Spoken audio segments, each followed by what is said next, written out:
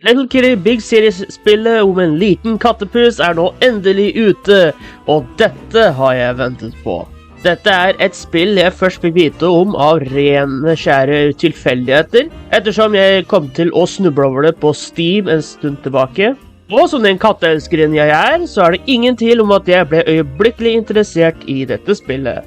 Selv om jeg ikke hadde sett noen ting fra spillet før jeg så en trailer i en Nintendo Direct. Men under den siste Indie World Directen i april fikk vi endelig en release date. Og ca. 3 uker senere det endelig kommet ut. Og det tilgjengelig på Nintendo Switch, Xbox One, Microsoft Windows, aka Steam, Xbox Series S og X. Min review sier som titelen, og fokuserer selvfølgelig på Nintendo Switch-utgaven av spillet.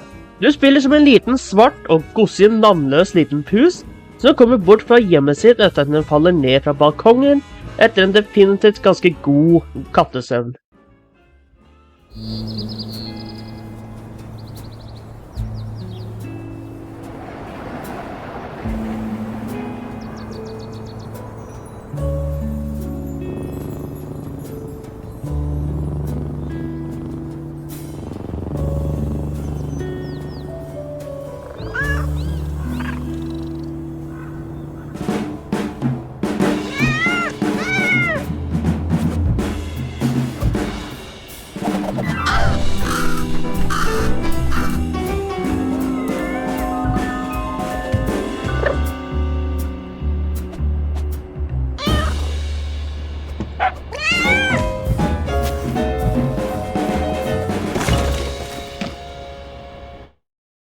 Den ender opp i storbyen, hvor den må straks prøve å finne en måte å komme seg opp igjen og tilbake til hjemmet sitt. Men du blir straks satt i oppgave av en kråke som ble med å finne shinies, som du må gi til fuglen. Spillet minnes på mange måter om Untitled Goose Game, så dersom du familiar med det spillet eller har prøvd det, så vet du allerede litt hva det går ut på. Nå, med det sagt, jeg har ikke prøvd gåsespillet selv, men selv jeg kan si at det minnes om det. Du kan gjøre som katter flest, mjøve og dytte ting ned fra hyller og andre ting, noe katter også kjent for. Som katter flest, så liker den ikke vann. Strange, isn't it? Spillet ikke så langt, så du kan fint fullføre det i løpet av noen få timer, ca. 4 timer eller mindre, men spilletiden din blir lengre dersom du vil få tak i alle hattene katten din kan bruke. Ja, det visste du kanskje ikke, men pusen har masse forskjellige hatter du kan få fra Shinies, som du kan bruke på sånne automater. Litt usikker på om disse automatene har et spesielt navn, men nå vet du i hvert fall hvordan de ser ut. Og en av dem, i Switch-versjonen i hvert fall, en direct Mario Kart reference. Like, oh my gosh! Noen er også gjemt inne små kapsler, som du kan finne rundt om i byen. I tillegg det en del quest for deg å gjøre, som da blir spillets achievement, som kan være alt fra å fange fugler, bli kastet ut fra en butikk, eller få folka til å ta bilde av katten. Spillet til og med så godsint at de velger å kalle det Cat-achievements. Og det bare perfekt. Nå, jeg vet ikke hva jeg kan si om musikken, annet enn at den går fra gossen til nei, det gjorde ikke det. Noe fordi spillet i seg selv har noen references til andre spill, og minst en av musikken går i team med det. Og very much en Street Fighter reference, som du sikkert hører i bakgrunnen akkurat nå. Jeg mener, se på den Anna som digger Quack Fighter 2. Katten har også en del emos som du kan bruke og få i løpet av spillet, som med på å gjøre katten enda gossinere enn før.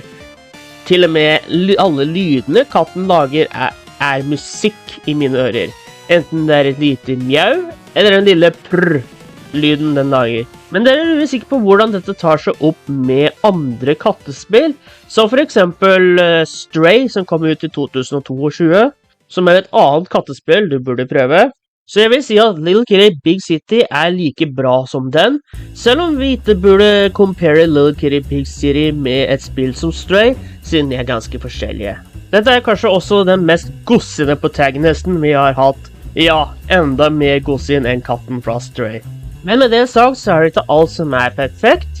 For eksempel, spillet har en del glitches som jeg håper blir patchet ut. For eksempel, når du hopper ned fra et tak, kan du av og til klippe det igjennom bakken. Og i et av tilfellene hvor jeg lette etter en ball, se der ja, der er den til og med. Når jeg hoppet ned fra taket, så glitchet jeg gjennom bakken. Og da jeg prøvde å nå vannet for å se om den kunne bringe meg opp igjen, så tror jeg breaka spillet, for dette skjedde.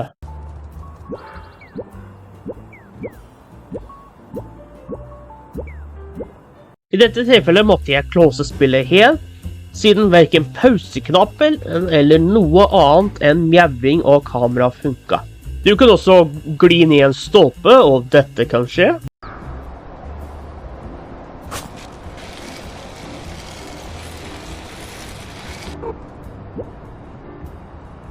Du kan ødelegge en potte, eller prøve å hoppe inn i en søppelkasse, men bli fullstendig stuck og unable to move.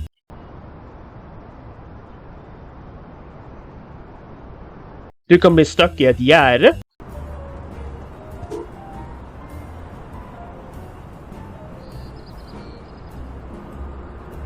Disse er i hvert fall glitchene jeg har kommet over på Switch-versjonen av spillet.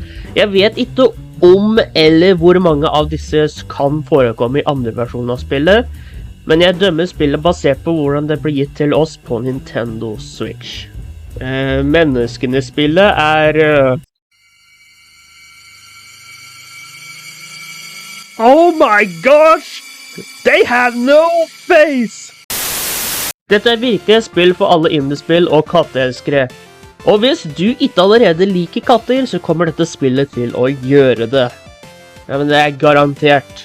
Og med hvor dårlige ting går for spillindustrien for tiden, som Xbox shutting down 4 av sine studioer ganske recently, og alle layoffsa som har skjedd bare mer av i 2024, så er det indiespillene som fremdeles viser hvor bra denne bransjen kan være. Og Little Kitty Big City er et fantastisk eksempel på at indie developers kommer fremdeles til å gi oss fantastiske spill. Dette kan, alt ettersom hva slags spill som kommer senere i året, bli et av mine favoritter dette året. Dette er også et av flere indiespill som kom ut 9. mai.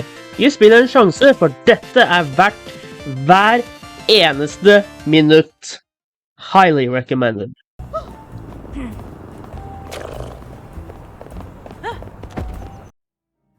Days go by, and no one has seen the cat since it came visiting the town. People in the street were starting to get worried, as the rumor of a cat was seen walking into the store and leaving with his sister. With the owner passed out on the floor, and his cat pawing its back. Several of the local people was injured about the accident, but no one had a straight answer other than, "They saw a cat leaving with a sister." Some even claimed the store cat may have guilty of helping the little kitty. The cat was last seen walking out of the shop, leaving people wonder if the mysterious murder was truly the work of a seemingly innocent feline. But little did they know, this was no ordinary cat. It was a killer kitty.